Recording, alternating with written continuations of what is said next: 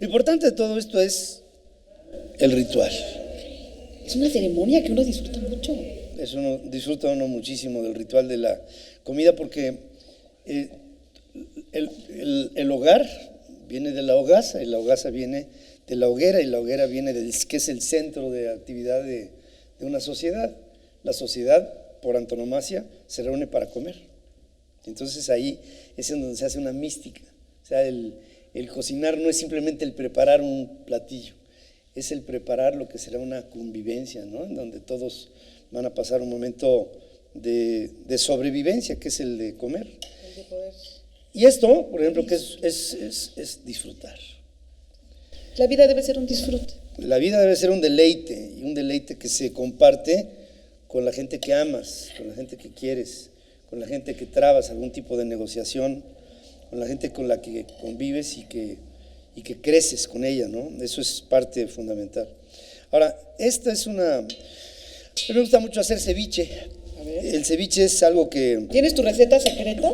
Pues, digamos que ciertos rincones. Poquito. De lo que es el placer de cocinar un buen ceviche.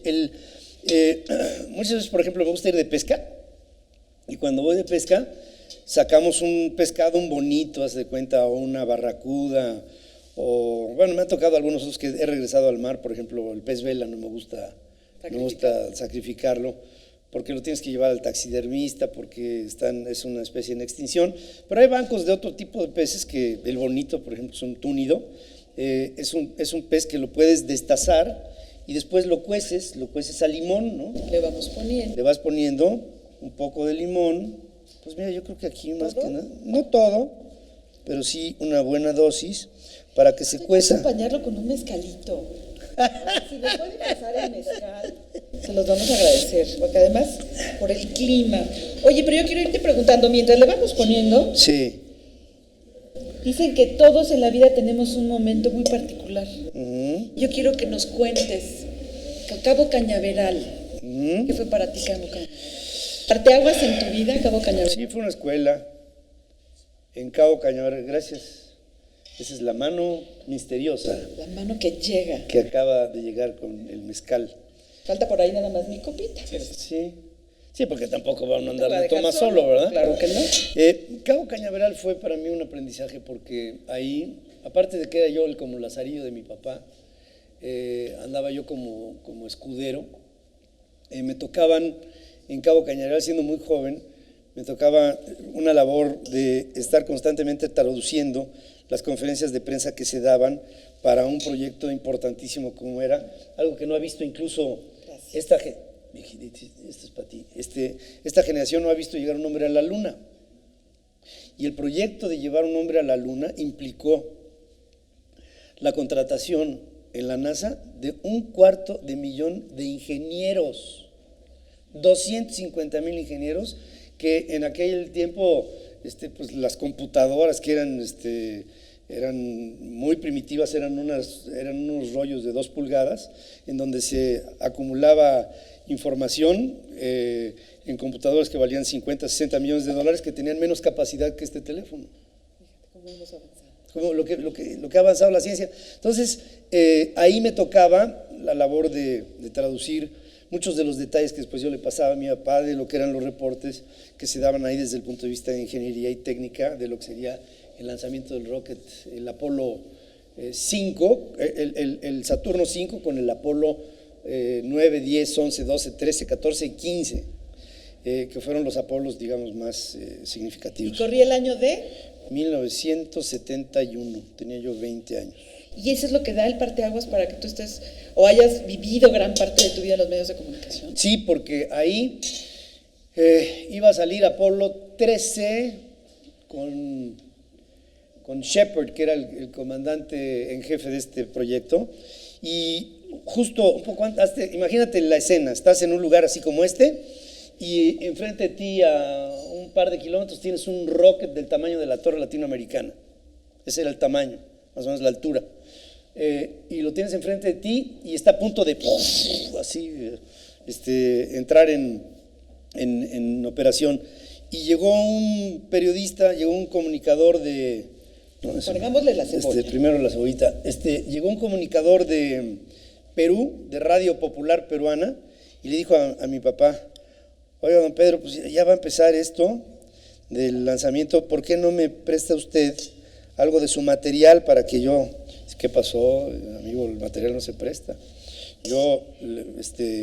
Esas cosas son, pues uno las va haciendo y las va formulando, y esto es algo que no le puedo compartir. Si quiere le presto a mi hijo. Y yo me quedé... Papá, ¿me vas a prestar? ¿De qué me está hablando? Dice, mi hijo es un especialista en esto, porque me ha venido dando información. Se te está haciendo agua la boca. Sí, Síguele. me ha venido dando información de todo lo que va a hacer este vuelo. Ya ahí me tienes. Entonces me llevó a donde estaba su mesa con sus elementos de transmisión y empieza y me dice, y presenta, ¿no? Aquí fulano de tal, de Radio Popular Peruana, con un tono muy sudamericano. Les voy a presentar a un especialista en aeronáutica de México.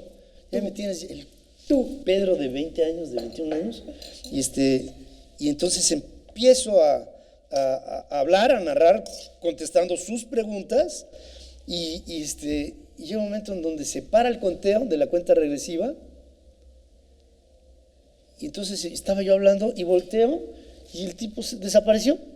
¿Te dejó solo en la transmisión? Dejó solo en la transmisión. Pero yo, ante el micrófono y ante la cuenta regresiva parada, pues me puse a hablar y hablar y hablar y hablar y hablar y hablar. Y cuando me di cuenta, llevaba casi una hora hablando. Cuando se reinstala otra vez la cuenta regresiva, faltaba minuto 22 segundos. Y se reinstala otra vez la cuenta regresiva, 1 minuto 21 segundos, 1 minuto 20 segundos. Y en eso aparece el tipo. Y este es un momento indescriptible. Me quita el micrófono. Este es un momento indescriptible. Y entonces, ya no te dejó esa parte. Hijo de todas. Pero ¿Para quién trabaja? Nadie sabe para quién trabaja. Pero fíjate, lo que son las... Esto hay que irlo haciendo así. Limón, ¿no? O así. ¿Sí te parece? ¿Sabes que luego se quema? Mira, es que todavía abajito tiene caldito y está... Ok, entonces así de limón. Es que falta el toque, ¿no? Que es... La receta secreta. Este es el manguito, que esto le da frescura, esto le da este sabor agridulce que tanto nos gusta y que le da color, le da sentido, le da tono. Y esto lo va, ya. Estás salivando. Estoy salivando. Oye, a ver, en el 68, ¿por qué te mandaron fuera de México? Platícanos, ¿por qué te mandaron fuera de México? Sabes demasiado, Vicky. Platícame, ¿por qué no estuviste acá? ¿Cuánto tiempo te mandaron fuera del país? Un poco más, como 2 años y medio. Viví en Suiza. Vivía en un pueblo, Suiza tiene varios cantones. Tiene el cantón Tedesco, Tedesco es el alemán. Tiene el cantón francés, tiene el cantón suizo y tiene el cantón italiano. El Ticino se llama.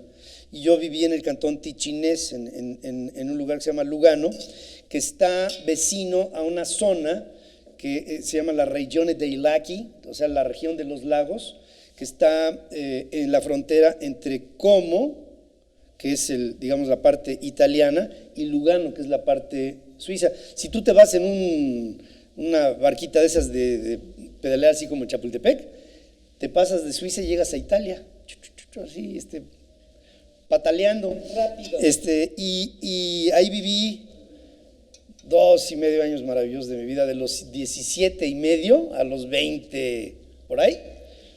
Y era yo el rey de la escuela, porque, pues imagínate, era latino, en una escuela americana. No, guapetón nunca fui. Con carisma. Eso sí. Con carisma el muchacho. Sí. Oye, ¿le ponemos la sal de una vez? Yo creo que sí. Sí, ¿verdad? Sí, le podríamos poner un poquito de sal. Esta es la receta Ferriz secreta. Y un poquito de pimienta. Sí. Oye, pero ¿sabías lo que estaba ocurriendo en México? Sí, en aquel tiempo. Sí, de repente me hablaba mi padre y me decía, se acaba de morir don Adolfo López Mateos, le dio cáncer en la cabeza y fue un momento muy difícil para mí porque lo quería yo mucho y pues sí, o sea, esas cosas. Le dio a mi mamá, le dio un infarto. ¿Estando tú allá? Estando yo allá, entonces hablaba yo con mi mamá. ¿Qué pasó, mamá? Hola, mijita, se le veía muy débil, era una mujer de 50 bajos, ¿no? Años. Y sentirla así para mí era una sensación de impotencia. Y en aquel tiempo no es como ahora que avientas un WhatsApp y te contestan. ¿Cómo estás? No, allá pasaban semanas en donde no podía yo tener comunicación con mis papás porque una llamada de larga distancia costaba una fortuna. O sea, las comunicaciones de larga distancia eran a través de cables que pasaban por todo el lecho marino del Atlántico hasta llegar a Europa. Entonces esto es aceitunita aquí para también darle un poco de color y un toque. Oye, y digamos un mezcal de la casa, aquí en Casa Reina, que nos preparó Rodrigo, por el gusto. Por el gusto, Vicky, por el gusto a todos ustedes, porque si no es de mala suerte, o sea que hay que hacerlo así, por el gusto.